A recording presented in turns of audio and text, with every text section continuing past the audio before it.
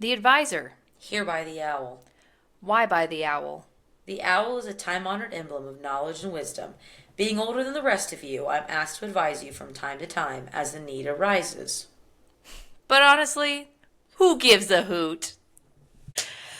Hello, good evening. Welcome to the cast. My name is Shelby Seneca, I'm Rachel Stair. and this is Who Gives a Hoot? We are both ag educators from Nebraska and good friends. Every single day we talk on the phone together on the way to work and on the way home to work. And so kind of just figure out we might make a podcast and try and monetize off of it. Well, yeah, we just really wanted to, talk about our lives as ag educators, even our friendships and the ups and downs of being an ag teacher, and in hopes to share our story with anyone who cares to put in a pair of headphones and listen. And if it's 10 people, all our students, great. And if it's more than that, even better. Yeah. So I am in my 6th year of teaching ag education. And I'm in my 3rd year in the classroom, but my 4th year within ag education. So we both have very different stories on how we got involved in ag education. So we'd like to tell you a little bit about that before we get into the good stuff. I went to the University of Nebraska in Lincoln to get my agriculture education degree. And for me, I was lucky enough, I had an incredible ag program and a great ag teacher that I have just known probably since like my sophomore year of high school that I was going to be an ag teacher. I was talking to my ag teacher actually one night. We were working on AET, hopefully an acronym most of you are familiar with, but I was working on my record books. And she just kind of looked at me and was like, I think you should be an ag teacher. And at first I was like, nope. And then the more I thought about it, it was kind of like one of those things where she felt like the right thing. And ever since then, that was just kind of like the path for me, I guess. I've never really doubted it. I was lucky enough that when I was in college, I was always excited about the career and never changed once for me. When you went to college, did you get good grades? um, yes, I did. I would What'd say. you get in soils? Wow, bringing that up so early in the cast. I did manage to get like a D, I think, in my Because who soils gives class. a hoot? Who gives a hoot? Well, yeah, who gives a hoot? No, I would say I'm probably one of the teachers that will admit that I was not an incredible student. I was a very average student. I don't know. I got through school just fine. Because you learn by doing. Really. Yes, and it is true though. I could talk about that soils class for a while. But yes, I did get a D in soils in college. My only D I ever got my whole academic career, and hopefully the only one I'll ever get my whole academic career. Good. What about you, Rachel? Tell us about your story. Well, so I grew up on a farm. We had pigs, we had cows, row crop operation, and that was like my heart and soul. Really, my overall career goal and focus was to come back to the farm, but long story short, that just didn't play out like many of us. Agriculture is getting to be where farms are a lot bigger and there's a lot less of them. And so, unfortunately, a lot of us are not going to have the opportunity to return back to our farm, but I wouldn't trade that experience for the world. I was an FFA for 1 year when I was in high school, but then I was pretty dumb and I did FBLA for the other 3 years. But that's okay. I did learn a lot in FBLA. Yeah. Had some sick dances at state FBLA. That's really why I was there. To boogie. It was good. And didn't really do anything all that impressive in FBLA, but I had a good time. And now I'm here with FFA. But it does give me a little bit of a different perspective on the FFA world than most people, because I've never done it before. My co-teacher as well, he was not an FFA because he did not have FFA at his school growing up. And so neither one of us were an FFA. But honestly, who gives a hoot? So it's okay. Yeah, and I guess a little bit more about my background prior to that. So I grew up in a different area of agriculture than Rachel on the not production side. I grew up in the show industry, so I grew up, we raised show lambs. My family still raises show lambs. I'm very involved in that. So I was lucky enough to grow up with livestock, but I did not grow up with any experience within production agriculture or row crop or anything along those lines. Funny enough, the only reason I ever joined FFA when I was in high school was to show more animals at the state fair. That was actually the initial reason I signed up for FFA. My dad told me there's an FFA show at State Fair, so I needed to get registered so I could take more lambs to the state fair. So, yeah, I'm very thankful I also had this experience growing up. Very thankful that my parents got me involved in 4-H. I don't really know what I would have ended up doing with my life if I wouldn't have gotten involved with livestock and then in FFA and teaching. I have no clue, really. Probably would have been a track star. Track athlete. Gosh, and that's another, so many stories we're just hinting at. But if you, yeah. What kind of degenerative knee disorders do you have? I just have one. Gosh, I don't even want to, I have patellofemoral syndrome. It's runner's knee. I got bad knees. It's not really runner's. Oh my gosh. This is the first cast, Rachel. Jeez. Yeah, wow. Should we tell the people how we met? A little bit about our friendship, maybe? Shelby was a freshman. Sophomore. We would have been like 2 or 3 years apart. So you were like a sophomore when I was a senior. Yeah. And I only knew Shelby through like just seeing her. And anytime I saw Shelby, she looked like this. If you're listening just with your headphones, it was resting poop face. So she... Yeah. I didn't know much about her, and I would ask people about her, and they're like, I don't know, she's kind of not super nice, but I don't know. I don't have any problem with her. I don't know.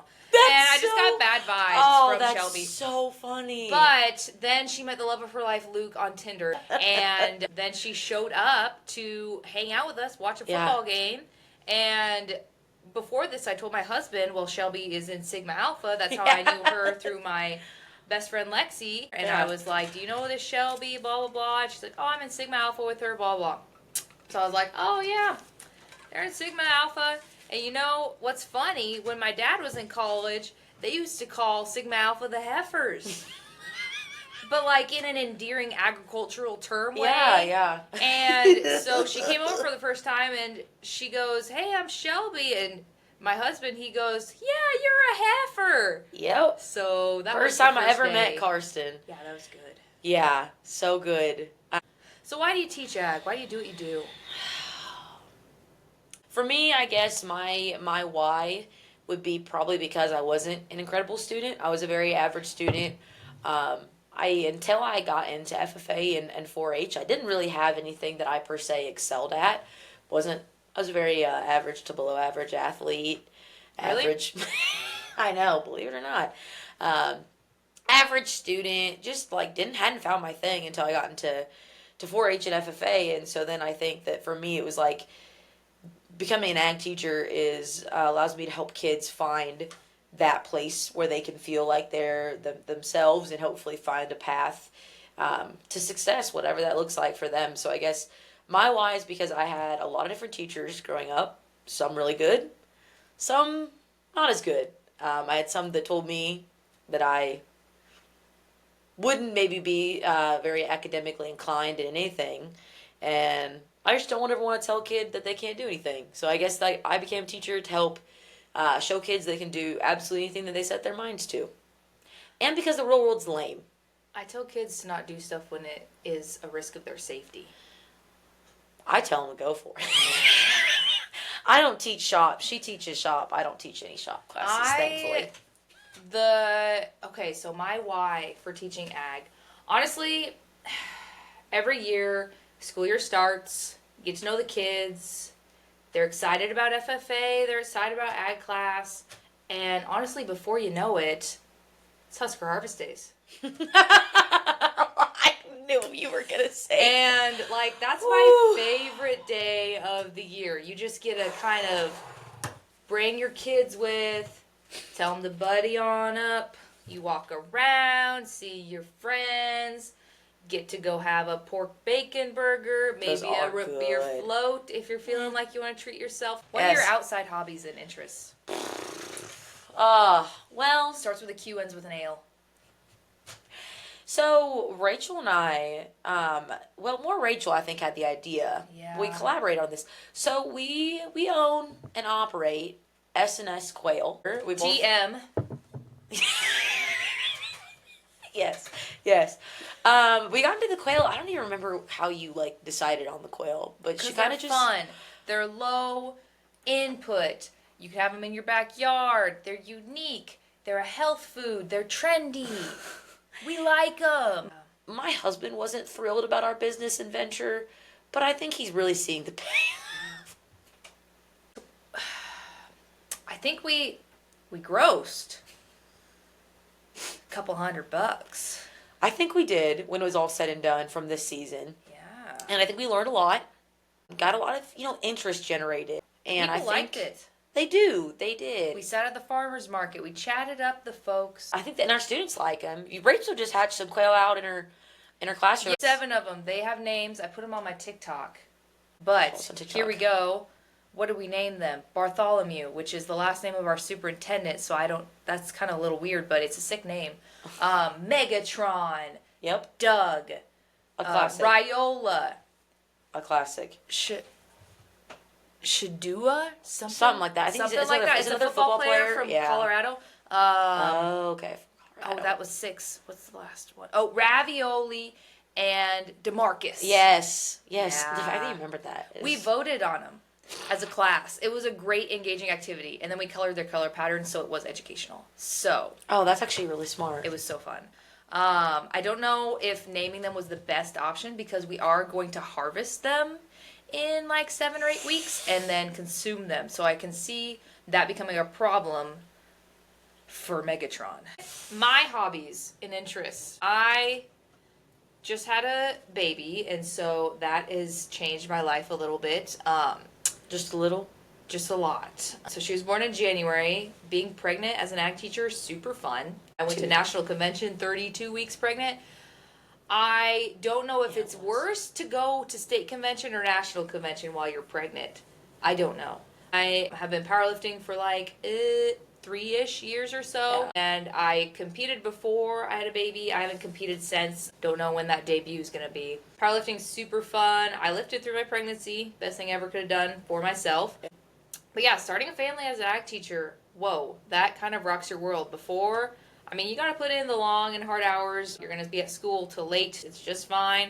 You got to put in the work on the back end to make it better in the future. Maternity leave planning did help me so much with like organizing my curriculum. So after doing that, it really helped me be so much more efficient to where it's like 4 o'clock, 4:30, whatever. I am done with my stuff. But yeah, I don't know. I'm not a big hobby gal. I like to be outside. I like agriculture and farming, but I'm pretty simple. The release date of this podcast is going to be September 30th. I wanted to title this, I don't know if we're going to title it this or not. I wanted to title this, Are You in Good Standing? Because Nebraska ag teachers will know what's up. Mm-hmm. Because chapter in good standing due on. It's the 30th, isn't it? It's the 30th. Yes. Yes. You're not listening to me? And so my idea was to pull up that list of who's in good standing and read off who's not in good standing and who's in good standing. Like, as of today, this is the Wednesday prior, so you still have time. I think I'm in good standing. I don't know if I am or not. I think we got her done. I can check right now. But you know what? I know for a fact I am not in good standing. My fingers are going to fall off my hand typing in every little ding-dong's email, first name, last name, username, AET. What's my password? I can't do it anymore. Isn't that the worst?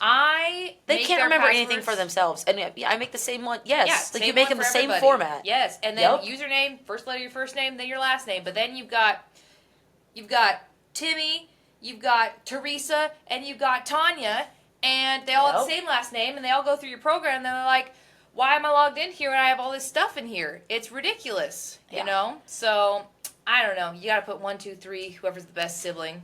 Then you have twins. That's the other thing you run into. Am I in good standing? Yes. Yes.